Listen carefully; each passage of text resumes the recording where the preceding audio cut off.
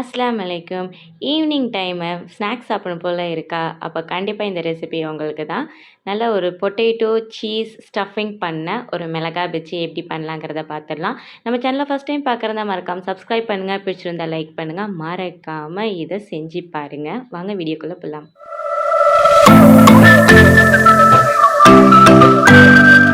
2 உருளைக்கிழங்க வேக வச்சு நான் எடுத்திருக்கேன். அது கூடவே 1 கைப்பிடி அளவுக்கு வெங்காயம், மல்லி, புதினா, அதுக்கப்புறம் உப்பு, மஞ்சத்தூள், மிளகாத்தூள், கொஞ்சோண்டு கறி மசாலா, அது கூடவே பெருங்காயத்தூள் சேர்த்து நல்லா மசிச்சு, நல்லா கட்டிய முட்டியும் இல்லாமல் நல்லா மசிச்சு பிசைஞ்சு எடுத்துக்கலாம். அது கூடவே 1 கைப்பிடி அளவுக்கு நான் சீஸ் சேர்த்துக்கிட்டேன். குழந்தைங்க சாப்பிட்றதுனால. அது ஆப்ஷன் தான்.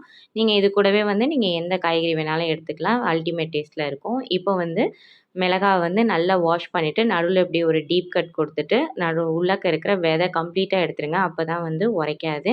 இப்போ நம்ம செஞ்சு வச்சுருக்க ஸ்டஃபிங்கை நல்லா அழுத்தம் கொடுத்து நல்லா மிளகாய் நல்லா குண்டு குண்டாக வர அளவுக்கு நல்லா அழுத்தம் கொடுத்து ஃபுல்லாக ஸ்டஃப் பண்ணி வச்சுக்கோங்க. அப்போ தான் நல்லா ஃப்ரை பண்ணும்போது உள்ளக்க இருக்கிற சீஸு நல்லா மெல்ட் ஆகி ரொம்ப நல்லா நம்ம சாப்பிடும்போது நல்லா எம்மியாக நல்லா அரோமாவாக இருக்கும். நான் பஜ்ஜி மாவு தான் எடுத்துக்கிட்டேன்.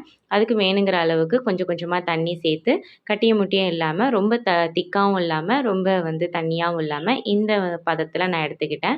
டம்ளரில் ஊற்றி எடுத்துக்கிட்டதுனால நம்ம மிளகாய் நல்லா டிப் பண்ணி ஈஸியாக எடுத்துடலாம் அப்படிங்கிறதுக்காக நான் டம்ளரில் ஊற்றி நான் இப்போ டிப் பண்ணுறேன். நீங்கள் நார்மலாக செய்கிற மாதிரி செய்கிறா இருந்தாலும் ஓகே தான். பிகினர்ஸாக இருந்தால் இந்த டம்ளரில் ஊற்றி நீங்கள் செஞ்சு பாருங்கள். உங்களுக்கு ரொம்ப ஈஸியாக இருக்கும். கீழே மாவு அங்கங்கே சிந்தாமல் ரொம்ப ஈஸியாக கன்வீனியண்ட்டாக இருக்கும்.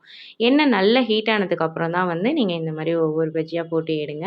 பபுள்ஸ் கொஞ்சம் கொஞ்சமாக அந்த பபுள்ஸ் கம்மியாகும்போது திருப்பி போடுங்க.